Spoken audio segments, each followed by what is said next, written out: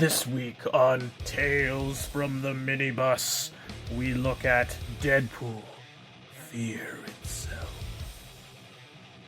Issue 1. Magical hammers of destruction are falling from the sky. Deadpool and some construction workers are securing a house when the wall is destroyed. Deadpool sees one of the construction workers' hammer and decides to take it, decorate it, and convince Walrus that it's one of the magical ones. He keeps getting Walrus to put himself in dangerous situations and do acts of destruction with it. Only it turns out that those construction workers actually did have a real magical hammer. Issue 2.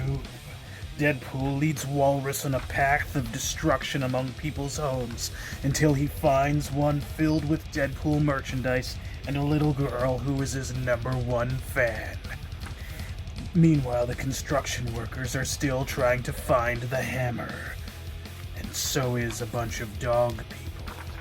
Deadpool gets on a horse and tells the village that he just destroyed that he's gonna go and destroy Walrus for them, but of course for a price.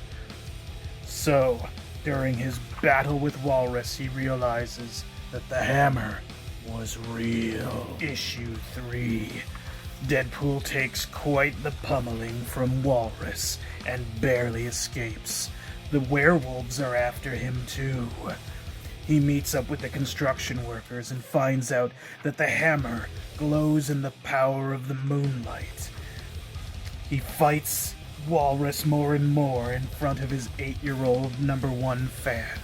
He eventually gives up and tells Walrus, just take the gold in the bottom of the sheriff's office. The hammer stops glowing because there's no windows down there, and Deadpool kills Walrus. He's heading out to go kill the werewolves too, but they've kind of just given up and left. His #1 fan regains her trust in Deadpool.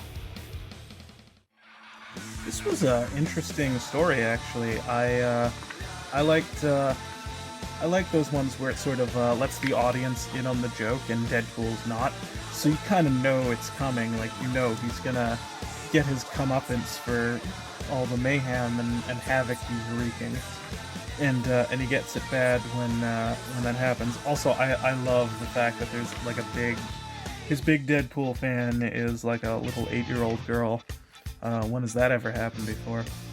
But it's kind of cool that the werewolf thing, nothing really happens with them. They just leave at the end because, you know, it was more interesting to see the walrus thing.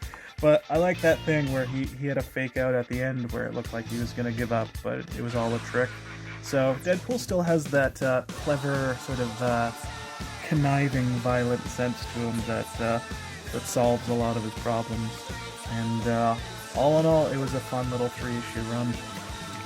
I should go over some of the stuff that's included at the back of the minibus. There is an interview about the Suicide Kings, and then there's a bunch of concept art, different alternate covers, variant covers, just a making of on how they did the film noir one that we covered a few episodes ago. So that was really interesting to see that they had actually drawn it out in black and white and then did the color adding later, so it sort of achieved the very film noir effect. That's pretty cool, actually.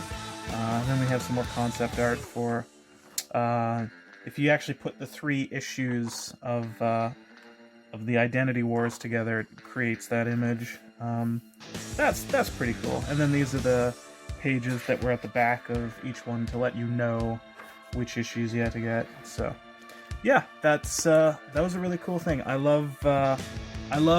said this a few times, I love the limited series runs that Deadpool has had. Anytime where it's just like, here's 5 issues telling one story, or 6 issues, or 4 issues. It's always fun, and we're gonna see a little bit more of that next time. Thank you for watching, and as always, stay cuddly.